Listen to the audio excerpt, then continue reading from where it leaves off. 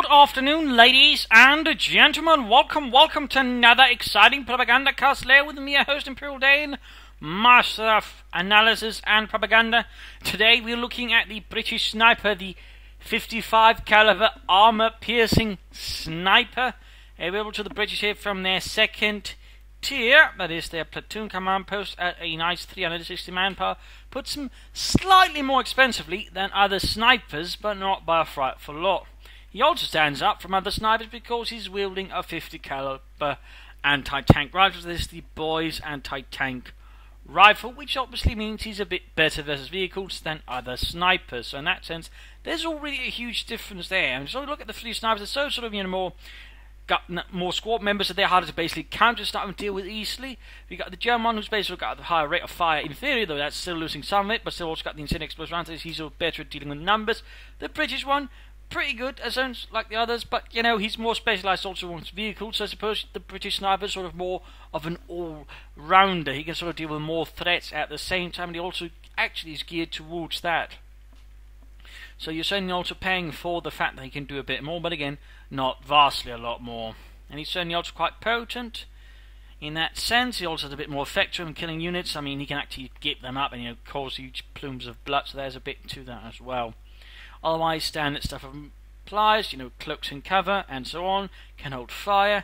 But of course, he's also got a few extra abilities that other snipers do not. For example, he's got a lot more abilities.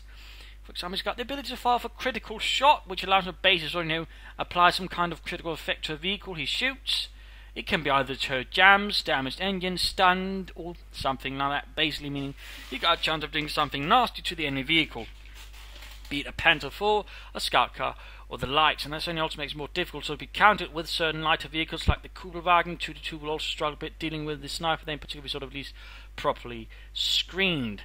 In that sense, of course, the sniper also works quite well supporting armoured pushing and of course you can sort of help deal with armoured vehicles, also doing your defense. You've got an anti-tank gun, 50 cal sniper, and armour incoming. It uses sort of critical shot ability there, applies some kind of debuff temporarily or damage, and all of a sudden your anti-tank for example has a better chance, and so on. So in that sense, he actually works quite well there, sort of supporting offensively and defensively with other units. So in that sense, he has a bit more range than other snipers, just about they're basically shooting infantry. This one has a bit more application in sort of helping out offensively and defensively. And finally, as he gains veterans 1, he gains the ability to coordinate fire, which basically sort of works like, well, regular coordinated fire can get from upgrading infantry. He pops a smoke grenade, calls in artillery, though of course that also means he has to get within range, which means you do have to be a bit careful, but on the other hand you can creep up on your opponent, pop this one, and then so you see them get hit by artillery. So it can also be a nice little conjunction ability there. Again, for example, you go for, say, I don't know, anvil, and then you pop that one alongside all the airburst shells, and you can do a lot of damage to the opponent. So in that sense, again, he has a lot more range than other snipers. Again, he won't say quite have the same rate of fire as them.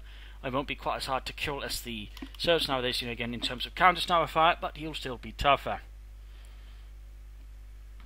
Otherwise, one thing to sort of keep in mind is he doesn't get any higher rate of fire as he gains veterans. He becomes more durable, he does more damage, has more penetration, he becomes better versus vehicles and armor, but he still doesn't become better versus infantry. He doesn't gain a high rate of fire, so again, in that sense, he's not super good versus that. Again, he can sort of do a lot of things, but he's not going to do any of them super well. And again, that's sort of also things you can, but again, very good all-round sniper, again, capable of pulling off a lot of tricks compared to other snipers. And again, he's a bit more expensive, but overall, he will pay himself off, and only a well-handled British sniper can be quite a threat to any German player.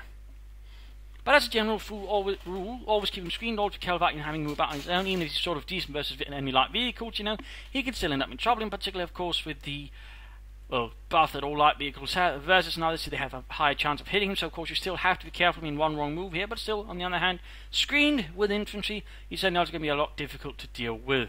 But again, as a rule of thumb, having it stay a bit behind some infantry squads moving around there, or at least be sure you got something to cover him in case he gets rushed by a light vehicle, otherwise you might quickly regret it.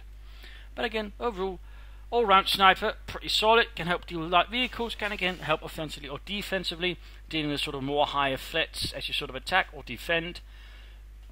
And in that way you can sort of actually manage the fight using him. And if we were to get 2 again, you could sort of maybe deal with 2 vehicles and apply 2 critical effects to 1 tank. So, I mean, he's got a bit there to work with. But overall, he's not going to, for example, stop a tank on his own. He might stop a Kubelwagen somewhat on his own with a bit of good luck and a critical shot, but that's about it, really. But again, firing away for a fight there, he's still going to be a little bit of help there. And again, he still works pretty well versus infantry too. So, I mean, overall, pretty solid snub there, and I don't think ever a bad choice for the Brits. So I think that rather covers here our 50 cal sniper. Hopefully this has been enlightening to you. Hopefully it's going to know how to use him and so on. If you did, feel free to follow the Twitch channel. Not Twitch channel, but subscribe to the YouTube channel. And of course also press like. That means more people see it, which is good for me. So thank you all, and hope to see you all another time. Bye!